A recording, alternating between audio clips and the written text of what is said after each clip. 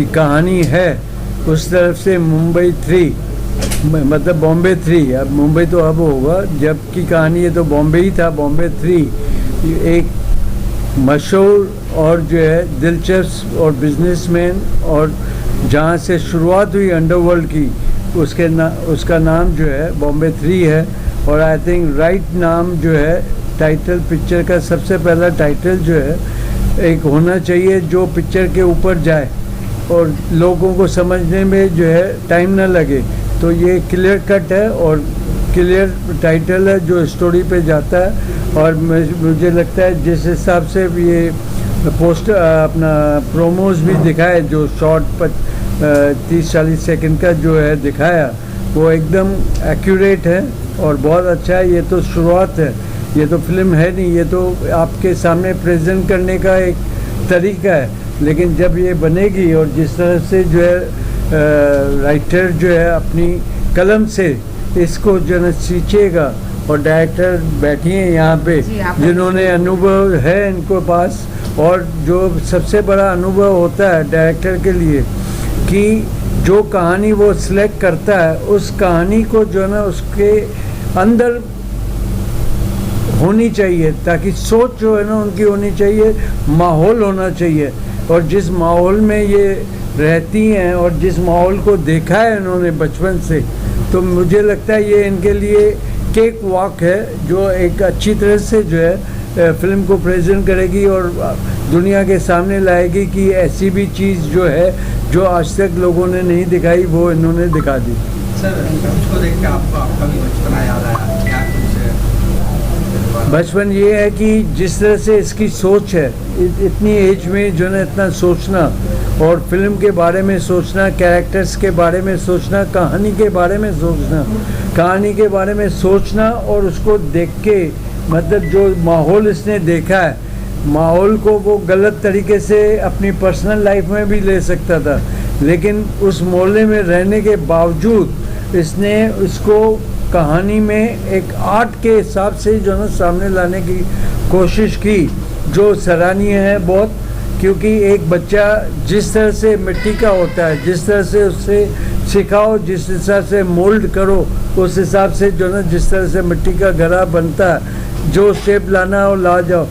इस घड़े में जो है वो बात है, इस मिट्टी उसने इनकी परिवार ने जो है ना उसको ऐसा सींचा है, जो इसकी सोच जो है ना राइट ट्रैक पे जा रही है और राइट ट्रैक पे काम कर रही है। तो इस बच्चे को जो है ना पूरी क्रेडिट ये है कि जिस तरह से माँ बाप की परवरिश इस बच्चे को मिली है, उस तरह से वो आगे बढ़ रहा है। भविष्य नजर आता है मुझे तो भविष्य जो है, जो काम करना जानता है या काम के बारे में सोचता है, उसका भविष्य ही भविष्य होता है। भविष्य इंसान खुद बनाता है, बाकी परमात्मा के ऊपर छोड़ देना चाहिए, क्योंकि नसीब और सोच दोनों एक साथ चलती है, और दोनों का साथ मिल जाए तो आदमी अपना नसीब खुद बना सकता है, अगर मेहनत करे तो। स्टोरी आप जो बना रहे हैं, सरकार ने काफ़ी पाबंदी लगा दी है, अगर कुछ रुकावटें आती है तो उसको आप कैसे नजर करेंगे? किस चीज़ की रुकावट डाली? बॉम्बे नंबर 3 क्राइम पे स्टोरी चल रही है, तो आई डोंट थिंक कि ऐसा कोई सेंसरशिप में कोई रूल है। टाइटल पे जो है बॉम्बे 3 जो है 95 तक जो है बॉम्बे टाइटल था। महाराष्ट्र की नोटिफिकेशन है बॉम्बे को मुंबई करना, सेंट्रल की नहीं है। आज मद्रास को चेन्नई कर दिया, लेकिन मद्रास आज भी लोग बोलते हैं। अगर पुरानी फिल्म बनाएंगे तो मद्रास कैफ़े आई थी, बॉम्बे में आई थी बॉम्बे वेलवेट, तो मैं ही चेयरमैन था उस वक्त, मैंने ही मतलब बॉम्बे वेलवेट पास की थी। तो ऐसे बॉम्बे में कोई ऐसी टाइटल की कोई वो है नहीं, क्योंकि ये 95 के पहले की स्टोरी है। सामाजिक संदेश है ये। शहबाज जी से पूछना चाहूँगा कि ये आपके जीवन के ऊपर कहानी है, तो आपको क्यों आया कि मेरे ऊपर ये फिल्म बनाई जाए? मुझे नहीं आया, मेरे बेटे ने मुझे मोटिवेट किया कि डैड अब आप ये पिक्चर बनाएंगे तो इसका टाइटल क्या होना चाहिए। पहले तो हम बहुत टाइटल के अंदर कस्टमर्स किए, लास्ट में हमने टाइटल को चॉइस किया कि मुंबई नंबर 3 रखे। और ये 80% रियल स्टोरी है जो मेरे लाइफ से गुजरी है पूरी। इसके अंदर कोई वो नहीं है, एक एक जो स्टेप है वो रियल है।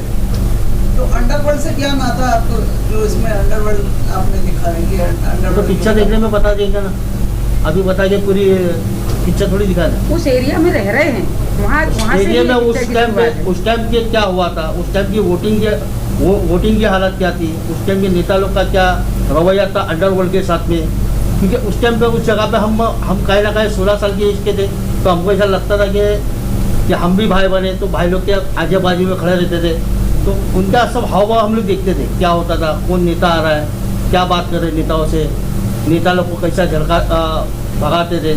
और वोटिंग कैसा ही थी, वो भी ब्लैक पेपर की जो वोटिंग थी वो हमने दिखाएंगे इसके अंदर, जो कि मेरे सामने गुजरी, और उसके अंदर मैं कहीं ना कहीं उसका एक पार्ट का हिस्सा लिया हूँ मैं। आपको डर नहीं लग रहा कि इस तरह की फिल्म बना के आपको प्रेशर आएगा ऊपर से? क्या का डरना, जहाँ से अंडरवर्ल्ड में जन्म लिया वहाँ से हम नहीं जन्म लिए, तुम्हें क्या डरना है। इस विषय पर फिल्म बनाने का कैसे शब्द ने जब आपको बताया, तो कैसे आपको जन आया कि बनाना की अच्छी बात है क्या? पहले इसने गली गाइस एक प्रोग्राम बनाया रियलिटी शो, तो इसकी हिम्मत देख के ये पिक्चर में अगर आना बोला तो बोला कि यस।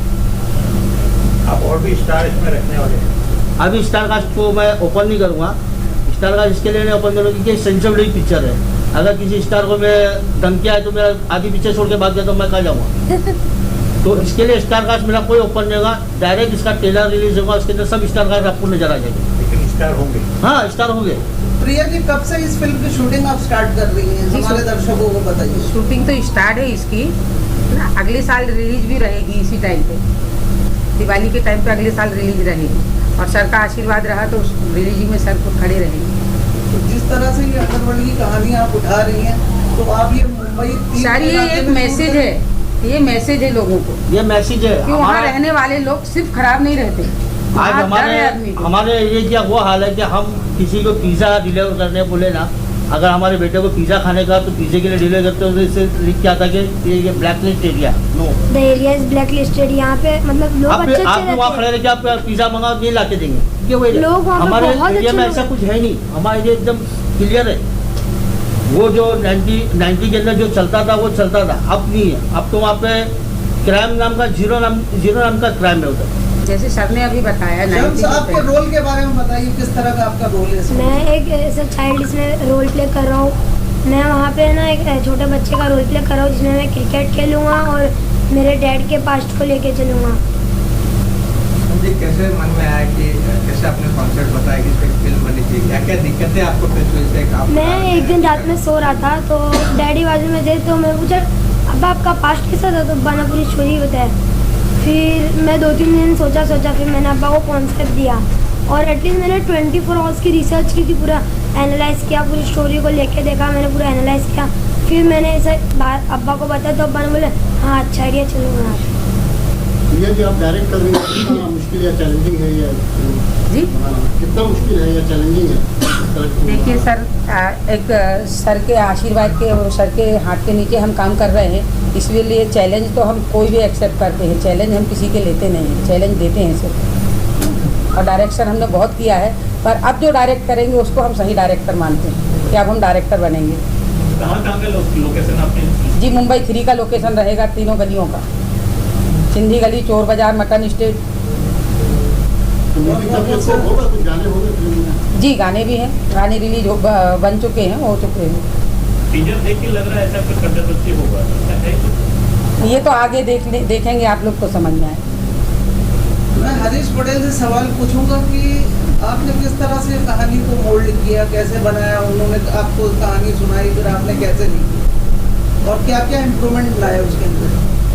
देखो, जनरली लोग सोचते हैं कि मुंबई 3 इस जगह की कहानी है, कुछ उसमें क्राइम होगा, कुछ उसमें कंट्रोवर्सी होगी, कुछ ऐसा होगा, कुछ वैसा होगा, लेकिन कहानी को कहने का एक अंदाज होता है और उसका एक बैकड्रॉप होता है। ये जो पिक्चर हम बना रहे हैं, जो शम्स ने अपने पिताजी को बताया और प्रिया जी ने और शहबाज भाई ने और शम्स ने जो मुझे कहानी सुनाई, वो कहानी इटसेल्फ इतनी इंटरेस्टिंग थी, उसके अंदर इतना रियल ड्रामा था, सारा कुछ रियल स्टोरी थी कि अपनी लाइफ की जर्नी थी कि एक ऐसी जगह में, एक ऐसी बदनाम गली में, जहाँ का नाम लो तो वहाँ पे सारे गैंगस्टर या क्राइम का ही लोग सबसे पहले उसको जोड़ते हैं।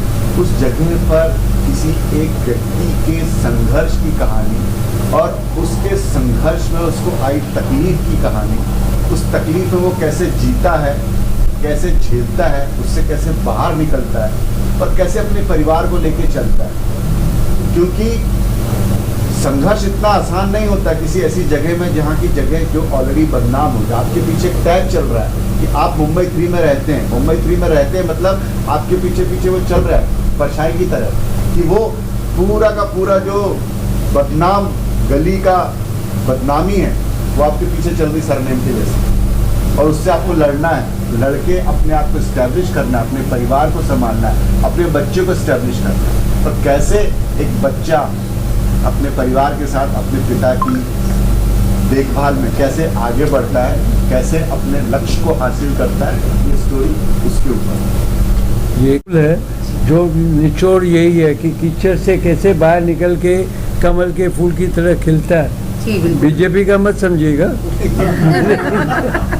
लेकिन ये जो है इस मोड़ ये है कि हालात जो है ना इंसान को कितना मजबूर करती है और वो मजबूरी से कैसे बाहर निकलता है। इसके अंदर ये एक मुस्लिम लड़का मुंबई नंबर 3 का एक हिंदू लड़की से जाके एमपी के अंदर मतलब कट्टर संगठन कहानी में बताइए। हिंदू लड़की से शादी करके इधर आज तक के उनकी जल्दी रियल बताने का नहीं बताने की। रिद्धिमा जी, आपका क्या रोल है इस फिल्म के अंदर? क्या कहानी सुनाई गई आपको? देखिए, मैं अभी यहाँ आप मुझसे कंट्रोवर्सी वाला क्वेश्चन पूछ रहे हो। अभी थोड़े टाइम पहले कहा गया था कि बहुत सारी चीज़ें रिवील नहीं करनी है, तो मैं कहानी तो ऑलमोस्ट हम सबको समझ आ गई, बहुत क्लियर है। आप सब इसे कंट्रोवर्सी की तरफ से नेगेटिव पार्ट से देख रहे हो और मैं इसे पॉजिटिव पार्ट से देख रही हूँ कि एक बच्चा कैसे उस चीज़ से स्ट्रगल करके आगे बढ़ा है अपनी ज़िंदगी में, उसने कैसे चीज़ों को अचीव किया है। और हम हमेशा रोते रहते हैं ना, हमारे पास ये नहीं है, वो नहीं है, ये नहीं है। बहुत सारे लोग इस लाइफ में ऐसे भी हैं जिनके पास कुछ भी नहीं है और उन्होंने बहुत कुछ हासिल किया है। तो ये उसका एक छोटा सा मतलब 3 और वैसे किसी की ज़िंदगी को आप 3 घंटे में नहीं दिखा सकते हो, तो उसने अपनी पूरी ज़िंदगी, इवन अपने माँ बाप की ज़िंदगी को भी उस 3 घंटों के फ्रेम में उतारा है। तो हमें बहुत कुछ सीखने को मिलेगा। तो हम इसका नेगेटिव ना देख के यहाँ से प्लस पॉइंट लें कि कैसे ज़िंदगी में आगे बढ़ सकते हैं और कैसे अपने चीज़ों से मतलब फ़ाइट करके हम आगे जा सकते हैं। क्योंकि इसमें क्या आप बीती की कहानी है। कंट्रोवर्सी तब होती है जब एक मौला जिसकी जो है इर्द गिर्द जो है ना कहीं भी आपको जो है ना पॉजिटिवनेस नहीं मिलती। हर इंसान जो दूसरा भी है उसको नेगेटिव देखता है। जिस तरह से इन्होंने बताया कि पिज़्ज़ा, आज भी पिज़्ज़ा वाला लेके पिज़्ज़ा नहीं आ रहा, वो ये बीते हुए ज़माने हो गए, 40 साल हो गए, लेकिन आज भी पिज़्ज़ा वाले को डर लगता है कि इस मोहल्ले में नहीं जाना। तो अगर आप जो है ना जो 2 लोग देखते हैं फिल्मों से, कोई सीखता तो नहीं है। जो माहौल होता है उसको फिल्म पर्दे पे लाया जाता है, एक आईने की तरह जो ना सामने लाना है। अब उसमें किसको कितना समझ में आता है, वो ऑडियंस जो है अगर ये मजबूत होती है पकड़ने में कि आपकी जो सच्चाई जो है आपके दिमाग में बैठती है, तो ये लोगों को डर नहीं लगेगा, वरना जो डर है वो कायम ही रहेगा। तो इस तरह से जो है फिल्में आईने की तरह जो ना सामने लोगों के पेश होती है और इस तरह से सच्चाई दिखाना अपने तरीके से अपनी कहानी डाल के, ये मतलब कंट्रोवर्सी का विषय है ही नहीं। कंट्रोवर्सी होती तब है जब आप दूसरे को नेगेटिव दिखा के अपने को पॉजिटिव दिखाओ। हमको लोगों ने नेगेटिव किया, अब कैसे पॉजिटिव होंगे वो कहानी है। बोरा जी, क्या कहेंगे आप इस फिल्म के बारे में? किस तरह से आप इस प्रोजेक्ट को हैंडल कर रहे हैं और आप लीगल एडवाइजर हैं कंपनी के? बहुत सारे पहलुओं पे लोगों ने अपना बयान लिया, लेकिन मैं ये कहना चाहूँगा कि ये फिल्म के माध्यम से समाज को एक संदेश पहुँचने वाला है और ऐसा तगड़ा संदेश पहुँचेगा कि आपने कभी सोचा नहीं होगा कि ये ऐसा भी होता है। मैं आपको एक बात बताऊं कि आप क्राफर्ड मार्केट से लेकर के 7 रस्ता, ये पूरा मुस्लिम इलाका है। ये गारंटी के साथ कहता हूँ मैं कि अगर रात में 2 बजे कोई लेडी अकेली क्रॉफर्ड मार्केट से लेकर के 7 रस्ते तक चेकअप सेंटर तक भी जाएगी, किसी की मजाल नहीं है कि उसको छुए या उसको छेड़े। ये समझा जा रहा है कि ये इतना बदनाम इलाका नहीं है कि जितने भी लोगों के दिमाग में बैठा हुआ है। It is the safest area of Mumbai. और मलबार हिल, टफ परेड, जून विले वाले स्कीम के लोगों ने करोड़ों का घोटाला किया है, उनके ऊपर कोई कार्रवाई नहीं है। और यहाँ पर लोगों को लोन देने के लिए सरकार जो है ना कैसे कैसे रवैये अपनाती है, वो आप इस फिल्म के माध्यम से देख सकते हैं। पहला प्रोजेक्ट है कि इसके पहले भी आपको कुछ काम किया शायद? मैंने इससे पहले गली गाइस, हम हैं गली गाइस के ऊपर काम किया था। मेरे हिसाब से नाज़मा आंटी और वसीम अंकल के प्यार के जो बहुत ज़्यादा आ गया था वो, मैं बहुत थैंक यू बोलना चाहता हूँ उनको। मुंबई 3 में कितनी तैयारी कर रहे हैं? मैंने मुंबई 3 में बहुत तैयारी किया हूँ, मैंने बहुत एनालाइज किया हूँ। 24 घंटे मैंने बैठ के एनालाइज किया हूँ। सोया कब? टाइम निकाल के सो लिया बस बीच में। 24 घंटा कंटिन्यू तो 24 घंटा हो गया। सही आखिरी सवाल बेटा, अभी इसमें ऐसे कुछ सीन आएंगे जो बड़े खतरनाक होंगे, तो आप डरोगे तो कैसे? जिस जगह पे मैं पैदा हुआ और वहीं जगह पे अंडरवर्ल्ड ने जन्म लिया, मेरे को वो जगह से डरने की ज़रूरत नहीं है। और हिंदुस्तान के संविधान में कहाँ लिखा है सच बोलना और सच दिखाना झूठ है, जुर्म है। मैं सच सामने पेश करूँगा। जब हिंदुस्तान के लोगों को करने में शर्म नहीं तो मेरे को दिखाने में मैं क्यों शर्माऊँ। वाह, क्या है वो प्रोजेक्ट लोगों के सामने? अन्नारी इज़ बैक जो है, जिस तरह से मैं अपने पिछले जैसे कहा कि मेरे बहुत सारे न्यू कमर्स को लेके मैंने फिल्में बनाई है। एक और न्यू कमर को लेके अपना नवाब खान और मिशिका चौरसिया, मिथुन चक्रवर्ती के साथ, अनीता राज के साथ फिल्म बनाई है, जो आप पर्दे पे 24 नवंबर को आएगी। इट्स रोमांटिक, इमोशनल, और जो इसके अंदर एक भाईचारा, इंसानियत का जो मैसेज है उसके अंदर, कि आज जिस तरह से माहौल जो है देश में ख़राब चल रहा है और किस तरह से एक पोजीशन जो है जानबूझ के किस तरह से हिंदू मुस्लिम किए जा रहे हैं। तो ये पिक्चर में मेरा मिथुन चक्रवर्ती जो है एक पॉजिटिव कैरेक्टर प्ले कर रहा है, जो मुस्लिम कैरेक्टर प्ले कर रहा है, जिसके अंदर मतलब एक बाप का रोल अदा कर रहा है, जो एक हिंदू लड़के का को अपनी बेटे की तरह मानता है और उस बेटे को जो है ना जो ज़रूरत है उसकी ज़रूरतें पूरी करता है, जो उसको भी नहीं मालूम पड़ती है कि मेरा बाप जो है पढ़ रहा है। ये रिलेशनशिप और एक हिंदू मुस्लिम की जो दोस्ती, एक प्यार, एक मोहब्बत जो आज हमें दिखने को है बहुत, लेकिन दिखाते कम, मतलब उसको भड़काते हैं ज़्यादा। तो ये एक तरीके से मैंने मतलब जो है इस फिल्म को बनाया। 25 साल पहले मैंने एक फ़िल्म बनाई थी बाई बाई, जो इसी महीने में 14 नवंबर को, आज उसका जो है 14 नवंबर को 25 साल पूरे हुए। वो भी ब्रदरहुड पे पिक्चर थी। दोनों हीरो, एक हिंदू था एक मुस्लिम था, और दोनों का जो है रिलेशनशिप जो है ना एक भाईचारे का था। जिस तरह से मतलब एक कौमी सॉन्ग भी था, आँखें जिसकी मंदिर मस्जिद, दिल गुरुद्वारा है, ये देश हमारा है, ये देश हमारा है। उस तरह से 25 साल के बाद मेरी वही उसी महीने में मतलब एक हफ्ते बाद मतलब हिंदू मुस्लिम के भाईचारे और इंसानियत के नाते के एक फिल्म रिलीज़ होने जा रही है, जो आज ज़रूरत है, जो एक डर पैदा किया गया है मुस्लिम कौम में कि भैया आपको जो है ना इस तरह से जो है ना हम हिंदू राज्य बनाएंगे, वो कम से कम एक रिलेशन देख के उन चीज़ों से हटके, परे हटके एक फिल्म में आईना बन के लोग देखें और उसको अपना प्यार दे, और इसमें लगे कि भी आज भी फिल्म इंडस्ट्री जो है ऐसी फिल्में नहीं बनाती जिसमें सिर्फ जो है मुस्लिम कैरेक्टर को नेगेटिव दिखा दो। मोस्टली क्या हो रहा है कि फिल्म के ज़रिए हर मुस्लिम को जो है टेररिस्ट माना जाता है, जिस तरह से प्रोजेक्ट किया जाता है कि ये हर मुस्लिम जो है ना टेररिस्ट है। और शाहरुख खान ने इस पर पिक्चर भी बनाई थी, मैं टेररिस्ट नहीं हूँ। तो मतलब जो है एक इमेज जो है ना एक जो प्रोजेक्ट किया गया, उस इमेज को तोड़ने के लिए ये फिल्म की जो कहानी है वो एक अन्नारी इज़ बैक, जो एक सीधे साधे ऑनेस्ट आदमी की कहानी है, जिसको साथ दे रहा है मिथुन चक्रवर्ती एज ए मुस्लिम अबू जान। Thank you.